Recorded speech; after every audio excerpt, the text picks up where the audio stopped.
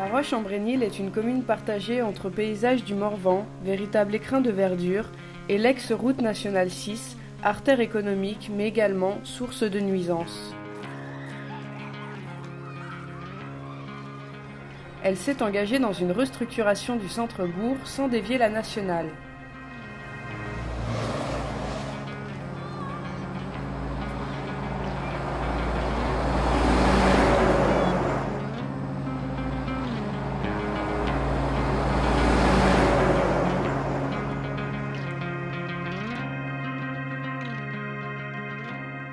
On a commencé dans les années 98 à réfléchir à la Roche et à ses perspectives. Et le premier élément qui est arrivé, c'était l'histoire de la nationale. Mais il fallait réfléchir à comment les gens pouvaient vivre dans ce village. Et effectivement, nos maisons devenaient de plus en plus vacantes le long du village, de la nationale. J'ai acheté cette maison, ça fait 30 ans.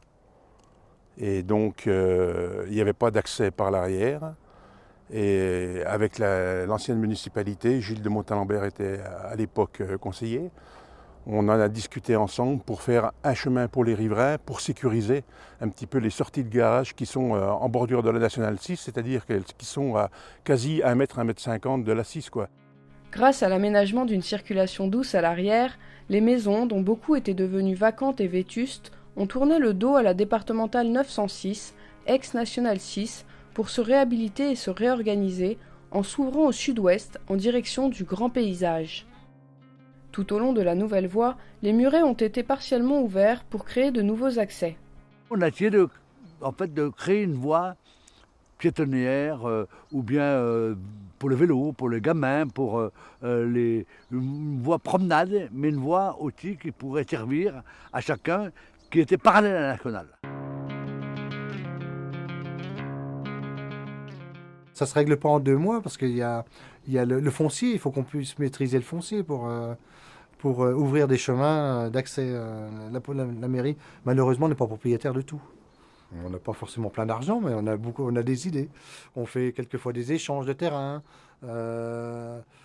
Quand un terrain se libère, on peut essayer de le racheter. On peut aussi aller voir les gens, leur expliquer ce qu'on veut faire. Totalement utopique, mais si on ne vit pas un peu d'utopie, on ne vivra pas du tout. Mais l'utopie, il faut remarquer, c'est que il y a 10 ans, ce chemin, qui aurait pu penser qu'il a fallu 17 propriétaires pour pouvoir accéder à ce chemin, pour acheter mètre carré par mètre carré. Folie. Ben non, il est là. Et vous verrez, il est presque fini. Il ne manque plus que 50 mètres.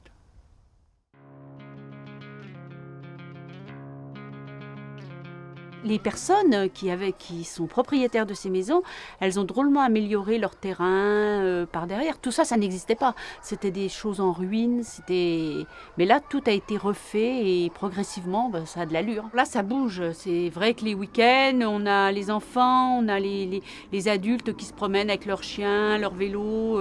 Avant, c'était mort. C'était des prés avant. C'était que des prés, il y avait des animaux. Alors que là, c'est passager maintenant. Les gens font le tour, se retrouvent au bout du village.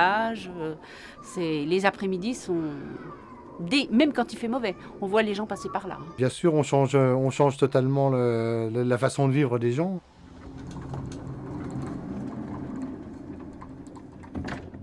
En parallèle, la commune a restauré une ancienne ferme vacante sans possibilité de reprise agricole le long de la nationale. Grâce à la voie créée à l'arrière, 10 puis 15 logements sociaux avec une performance thermique très élevée ont été aménagés avec des extérieurs agréables. Alors ça fait peur un petit peu tout le monde au départ. Quand on parle de logements sociaux, on peut penser aux problèmes qu'on peut rencontrer tout autour. Et lorsque nous avons présenté ces 10 logements à allocation, il y a eu 30 demandes, dont 27 de La Roche. Les logements s'adressent à une variété de publics. Des personnes seules et isolées dans les hameaux. On a 18 hameaux à La Roche, dans des grosses maisons, avec une retraite de reversion d'agriculteurs ou d'artisans très faible. Donc c'est pour garder les gens à La Roche, sans qu'ils soient obligés d'aller partir ailleurs et avoir des charges faibles. Et dans les 10 logements, il y en a 6 qui sont prioritairement donnés à ces gens-là. Il y en a 3 d'installés. Ensuite, le premier logement des jeunes. c'est un sacré problème. La plupart des jeunes habitent généralement chez leurs parents. Premier logement des jeunes, eh bien là, vous verrez, il y en a sur les 2 pièces qu'on a mis en place, il y a 2 premiers logements des jeunes. Ensuite, une nouvelle, on est toujours un peu en retard à la campagne, mais ça arrive aussi, les familles monoparentales. Et les familles monoparentales, c'est un gros problème.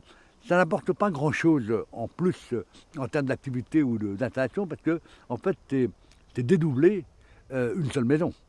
Ben oui. Et ça, c'est un problème. Alors les gens retournent soit chez leurs parents avec les enfants, ce qui n'est pas bon. Alors là, dans les 3 logements déterminés pour les familles monoparentales, eh bien, il y a 2 pères qui se sont installés et qui accueillent leurs enfants les week-ends.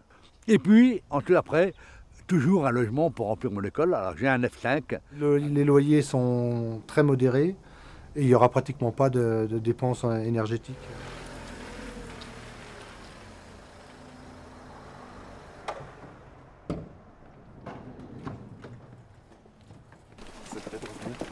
Pour alimenter les réflexions sur de nouvelles formes constructives en milieu rural, les étudiants de l'école d'architecture de Nancy ont été mobilisés dans le cadre d'un atelier pédagogique.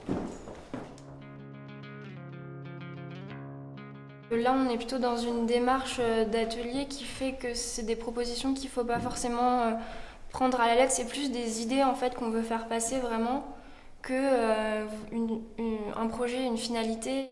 On s'est rendu compte tout de suite de l'importance d'échanger en fait avec d'autres professions, des habitants, pour travailler sur le projet, ce qui nous paraît maintenant indispensable.